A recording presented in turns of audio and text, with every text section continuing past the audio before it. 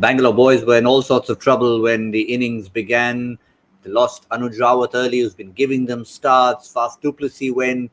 Virat Kohli, another run out at the Wankhede, only the second time since 2013 that he's been run out twice in the same season, and didn't start well at all for them. Then we saw the big show, but that big show ended a little earlier than they would have expected, and then came a big kick at the end to get them to 189 for 5 in 20 overs.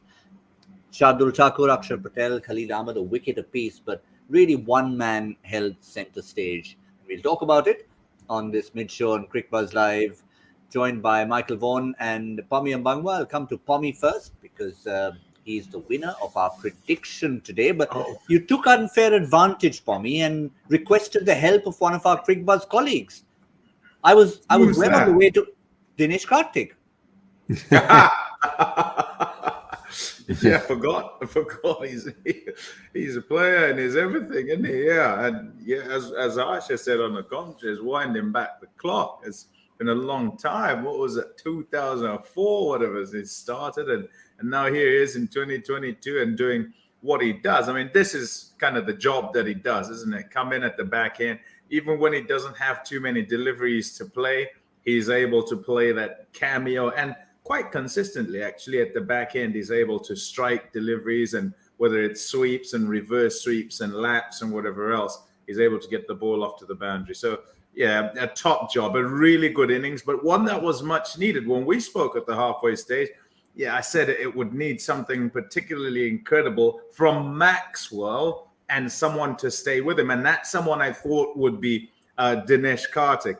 Instead, it didn't happen that way. Maxwell got out. And I thought, woof, it was going to be tough from there to get anywhere near 190. So they've done a good job here. They've done well to get there. If you look, Michael, at the general setup of the Bangalore team from previous seasons, or in fact last season to now, the top has generally looked the same. Virat Kohli's been around and Glenn Maxwell's been around. The one big change, apart from, of course, Faf coming in, is the lower middle order. And what a difference it's made in this season. And it's pretty much one man. Yeah, incredible, really. I mean, I've been around the commentary box with him for the last couple of years, and he's trying to make sure he's looking after his days once his playing days are numbered. They're certainly not numbered with the way that he's playing. He's got a very clear plan. I think he's got great options. He's got the power down the ground, but those kind of flicks and tricks that we saw him play, he's got the great sweep shots. He's very fit, so he runs between the wickets very hard as well. And I just think all that experience of, what did you say, Pommie, 2004. So what's that, 18 years of experience of playing at the highest level. I think he's using all that batting at the back end, and he's watching he's seen every delivery. Over the years, he's seen every delivery. He's seen every action change. He's seen every disguise. And I think he's just using that to his advantage. His computer up here, it's got a lot of data, and he's using it pretty well at the minute at the back end, with some wonderful strokes. And he's just, I think the dew definitely played a factor. They were talking about it on commentary, and it came down. I think it will be a chase which is definitely chaseable because of the surfaces and the dew. But you could tell in the last 6 or 7 overs, the ball just skidded on. Even though slower balls were skidding on, you could hit through the line. So I think it's only just a par score, but got runs on the board. There's a chance that they can get the victory. Yeah, I mean, that's the other side we haven't talked about. Of course, it's runs on the board, but if there's a bit of dampness that's already coming, and I think James Hopes mentioned it when he was interviewed, Pommie, that it's not about the second innings. Sometimes it comes in the first innings itself, and you know that the batsman can take advantage of it towards the last 4 or 5 overs. And I think, in a sense, a little bit of that did happen. Yeah, and they must. So what happens if and when the dew comes in? One, you've got to recognize that it has. And 2, whatever sort of conservatism you might have had in mind needs to go out the window, because the task of defending is going to be doubly difficult. Even more so when you're in the situation that RCB were in, where they'd lost lots of wickets and so many of the guys had gone out. So the job was even more difficult to try and get to a score, which with dew having formed is one that you'd say is kind of par, above par, defendable, whatever you want. So yeah, it was a tough job for them. And in order for them to get to the score, I think essentially it takes a guy who's experienced, as Michael says, a computer that's got a lot of data in it and that's being used quite well. He's a calm guy. He's got the shots. Sometimes you got to have the shots to be able to access many parts of the ground and to kind of flummox the guys who are bowling at you so they're not sure where to bowl at you. And he's that kind of guy. And it came off today pretty well. Yeah, just having a little glance over to see how the men out in the middle, just having a little feel of the grass to see how damp it is. It appears to be a fair bit of dew around, no matter whether you put the spray on or get the rope around the field. But what about the bowlers? Did a very decent job, you'd have to say, for the most part. Kuldeep Yadav, I think, would be one of the talking points of the innings. 23 runs in that one over when Maxwell went after him.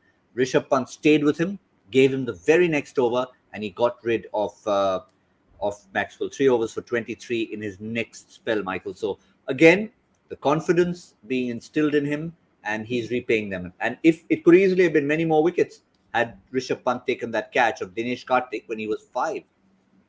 Yeah, absolutely. I mean, you're not going to have a day out every day as a young leg spinner, particularly at a venue like the Wankhede where it's very, very difficult. But character is what you're looking for, and for him to come back, get a big wicket in Glenn Maxwell. He looked in the mood this evening, Glenn Maxwell. He can easily get you 100 off 60 deliveries, 55 deliveries, and then that score would have been beyond 200. So, a nice bit of character shown from Kuldeep Yadav. I thought the Fizz, apart from that one over, he was okay as well. I just think it's one of those venues, Pommie will tell you more as a bowler, you don't have to be that far off, and you can actually bowl quite well here, and the ball can just fly to all parts. You know, the edges go for 4 down to third, inside edges are flying down to fine leg, and obviously the boundary square, the wicket, particularly on one side, is small, so you don't have to be that far off, and you can go to all parts, and it only takes one over.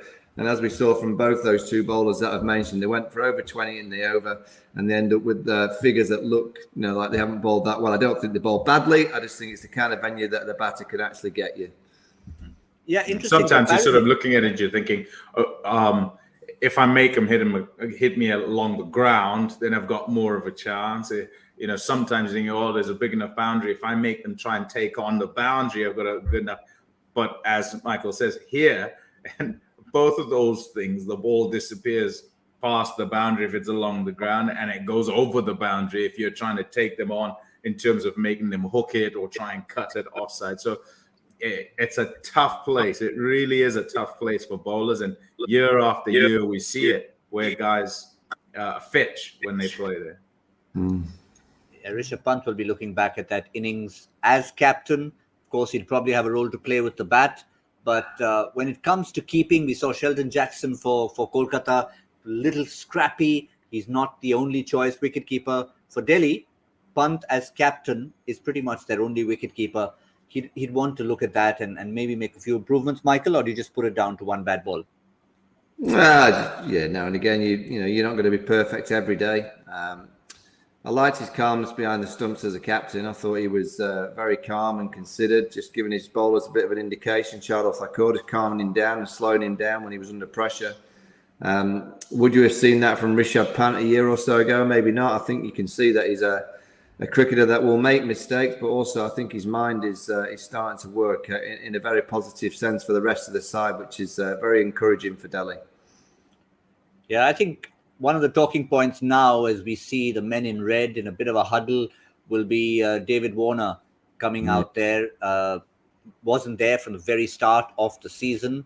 Now that he's in there, remember Mitchell Marsh is at 3. Big role, Pommie, for David Warner. If you have a look at the playing 11 there, Prithvi Shaw, David Warner, Mitchell Marsh, punts to follow. Powell can hit it to all parts. And then you've got the likes of Lalit Yadav, Akshar Patel, Shardul Thakur, who won them game number 1 from a lost position, Pommie. Yeah, look, they've got a good side. We said at the start that the fact that Warner and Mitchell Marsh turn up back in the side, I think it is a really good side, this Delhi side.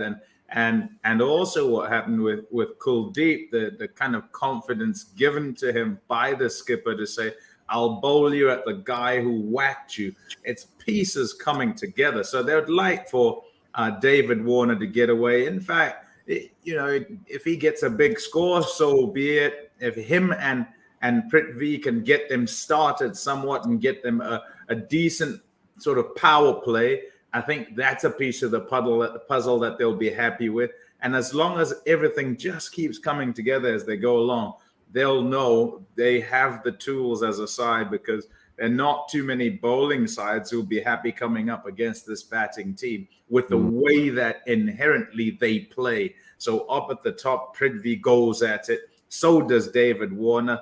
500 runs, 600 runs, year after year after year. He just keeps getting them, right? So it doesn't matter who he plays against. He just gets runs against people. And so after that, you go down the order. I mean, Mitchell Marsh, if he plays as Mick has been saying, in the way that he's played in the last sort of 6 to 9 months, then he could get quite a lot of runs. That's before we get to Rishabh and the rest. And Rahman Powell, he'll quietly be in there. Hey, he's also 100 recently.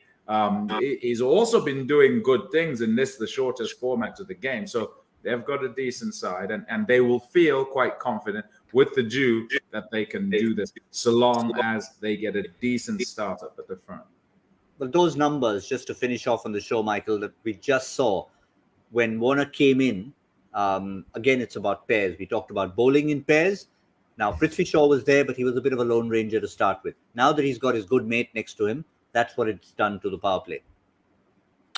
Yeah, I think you can look at Warner as an outstanding player, but I do think he gets the best out of his partners, whoever he plays for, whether it's playing for the Sunrisers with Johnny Bairstow, whether it's playing for Australia, whoever he opens with. He seems to be able to get his partner playing better and with energy. That's what he brings. He brings a lot of energy out into the middle, and I used to love batting with players like that because it gets you going as well. So I don't think it's just his own performances that he improves. I think Warner's improving his partner at the other end. So yeah, it's a dangerous combination at the top. Prithvi and Warner, two kind of similar players but different because obviously left hand, right hand, but they both play in similar areas in their own hands. So it's difficult to keep them quiet. Well, it's going to be interesting. We expect the unexpected from Faf du Plessis. He's tossed the ball to the big show. Then Maxwell with the opening over to David Warner and Prithvi Shaw. How often will Warner and Maxwell have gone up against each other, particularly with Maxwell and ball in hand? And of course, David Warner has deposited the first ball he faces from Glenn Maxwell about 25 rows back. So it's all set up for a perfect run chase. We'll be back in the 10th over to see just how far down the road Delhi have got in pursuit of this, what looks like a pretty decent total on board. Thank you, Pommie. Thank you, Michael. We'll see all of you in 10 overs time on Combox, and then we'll wrap up the entire day at the end.